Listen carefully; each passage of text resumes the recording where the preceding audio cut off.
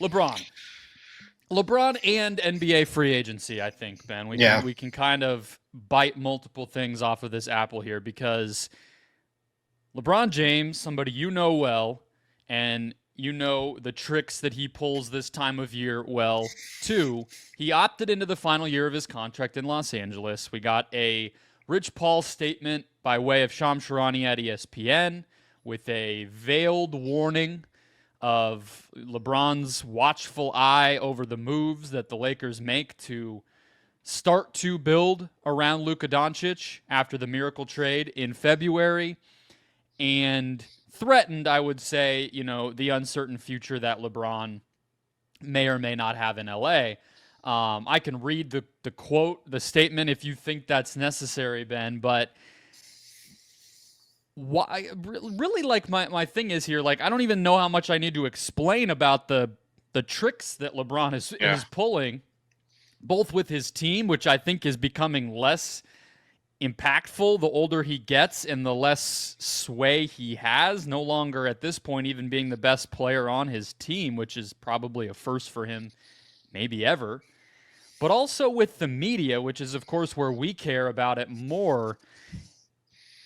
That part, I guess, does seem to still be just as impactful despite being obvious. And the media, I think, continues to fall for this. And he can just generate 24, 48 hours of headlines and talk show segments and content at the snap of his fingers, despite almost everyone knowing the most likely reality of where this goes is absolutely nowhere, and he just plays his age 41 season with the Lakers and maybe just retires next summer. Like, why do we do this every year, Ben?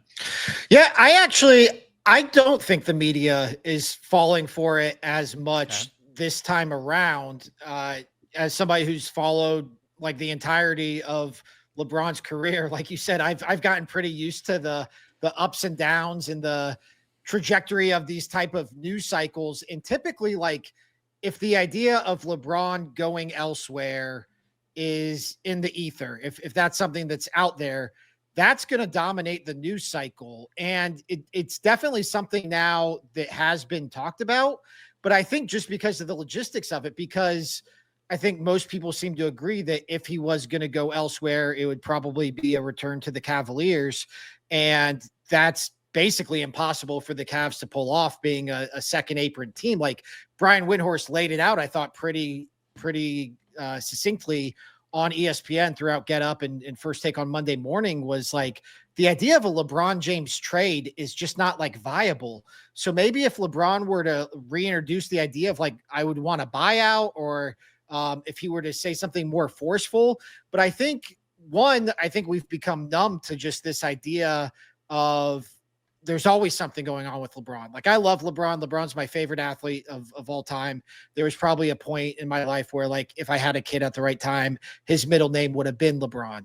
But like, LeBron comes with a lot of bullshit. There's just a lot of bullshit that follows LeBron. And I think a lot of the media, even shows like ESPN or channels like ESPN and their shows like Get Up and First Take, that they're still talking about it, but it's not dominating those shows the way it used to. So I do think there's some fatigue when it comes to that, especially when, like you said, we all know what's going on here. Like we all know that he probably can't get traded anywhere at this point in the NBA offseason. And then the other part of it is, which you also alluded to, is this is an unprecedented situation for LeBron, where my read on it is he's challenging the Lakers to go make some moves, to go get a center, to go make some moves to fortify your roster, to be more competitive. I think it's pretty telling that quote about, well, clearly the Lakers are focusing on the future, I think that said it all. And the Lakers can call him his bluff. The Lakers can be like, cool, we have Luka Doncic now. Like, this is Luka Doncic's franchise. And that's a position LeBron has never been in, whether it was in Cleveland both times, whether it was in Miami, or to this point until now in Los Angeles. So I know I just kind of threw out a lot out there and kind of rambled a bit, but to me, like, this story is not dominating the headlines the way most of the times it does when LeBron's future somewhere seems to be in question.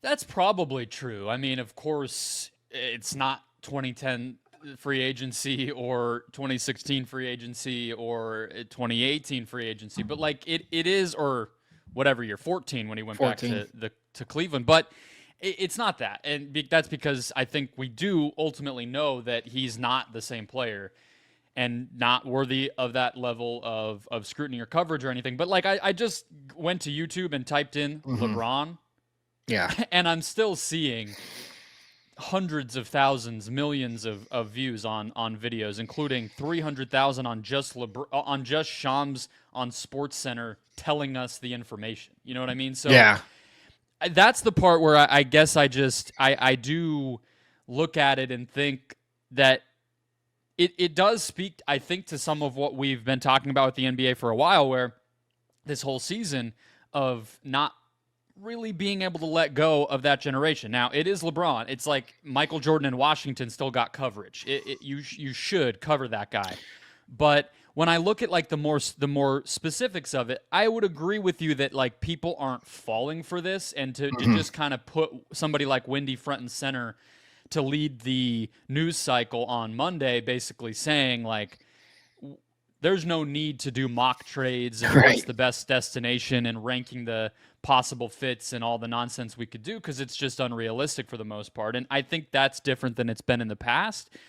But I also just think a more like apt lane of talking about this in 2025 would be to just call out the nonsense more specifically. And that's the part where I kind of wonder why we can't just do that in the media. Why can't you just say, I mean, frankly, like it kind of reminds me of, it's not like pre-Jordan Hudson, Bill Belichick coverage, where people were just like, well, he's not coming back into the league because people don't want him. Why can't we just say LeBron doesn't have options because he's not as good as he used to be, and he chose to take $50 million over being flexible? Like, that's the reality of the situation, but it's almost like we have to talk around that. And I think I can't help but wonder if that is actually because that would be more boring. Yeah. You know what I mean? It's boring to say that. It gets us into the weeds of the second apron a little bit too, which I want to get to because you wrote about it. And it just becomes a 2-minute conversation. Whereas if we kind of pretend and exaggerate the possibilities, then that's like more engaging and can get us those hundreds of thousands of page views on YouTube. And like that I do think is a frustrating place to be consuming this coverage, when it's just not the most interesting thing going on, and it may not even be a thing going on. I felt that way. I felt actually pretty strongly about that last year with the Bronny stuff. Like, why are we not just calling this for what it is? Like, why are we pretending there's going to be any possible outcome other than the Lakers taking him with, I think it was the 57 pick. Like, we went through this like 2-month window where it was like, maybe somebody else would take him, or maybe the Lakers would do this instead. And it was just like, he's going to be on the Lakers. Is he going to hold out? Yeah. Like it was, to me, that was like, that to me epitomized like that to me is the comparison to Jordan Hudson. It's like, why can't we just talk about this? Like, why can't we just say like LeBron wants his son on the Lakers and the Lakers are going to accommodate that? I think with this, so I guess like, I mean, we all seem to be on the same page that this is LeBron pressuring the Lakers. Like, LeBron wants the Lakers to make moves to fit more in line with what could very well be his last season. It seems like it's 1 or 2 seasons left for him at or this is it point. just LeBron liking to be talked about? That's kind of what I'm getting at here is like, if he wanted, like, what does it accomplish? And when I look at it from that standpoint, I mean, we've gotten this a little bit in the NBA free agency coverage with the Giannis Antetokounmpo saga that seems to be never ending in a similar way, where this phrasing of like, Giannis is closely watching what the Milwaukee Bucks do.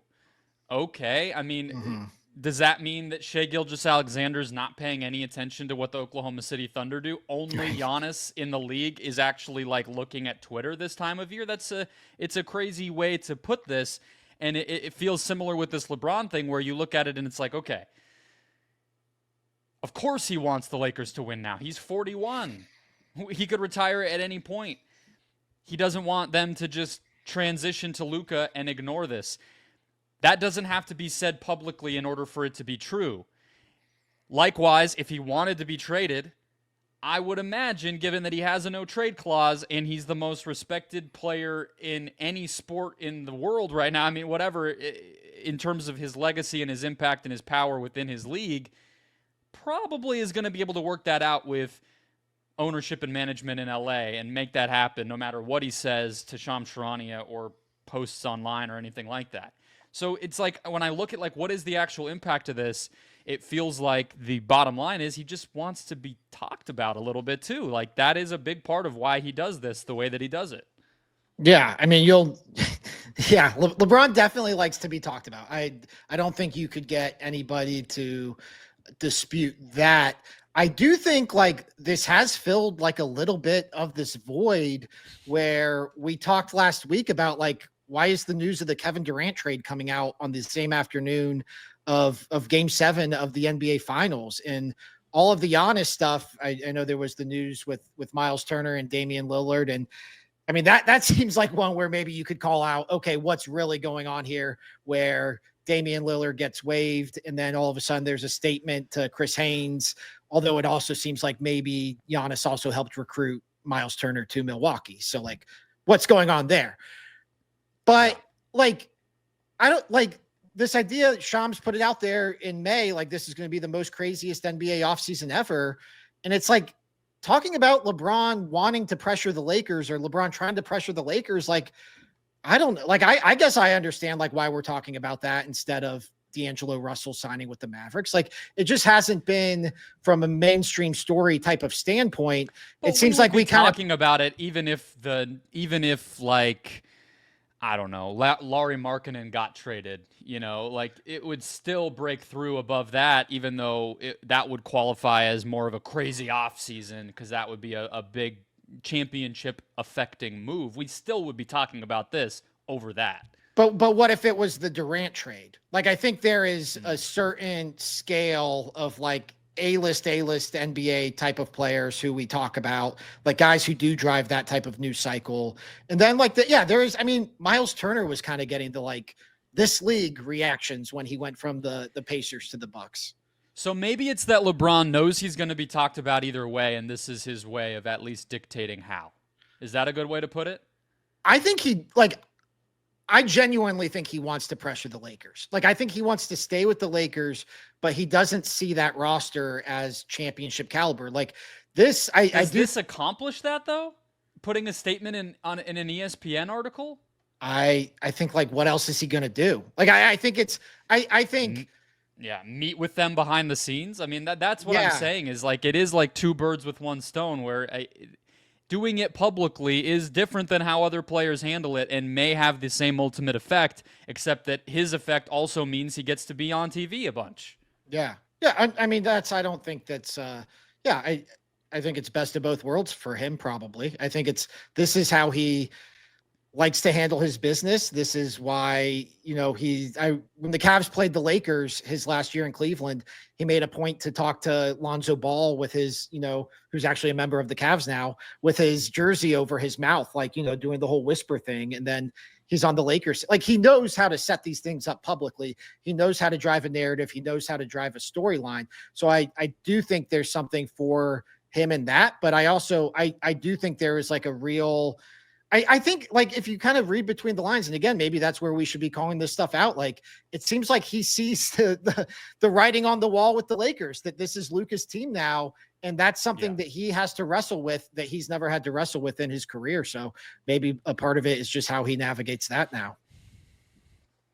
It's tricky. I don't think I agree with you that he is 100% a important enough figure in the NBA that he deserves his every move to be scrutinized until he retires and then even after. But at the same time, I think that it's a little bit exhausting year after year to just have the same conversation play out and people just eat it up regardless, and to have not a lot of context or nuance behind how.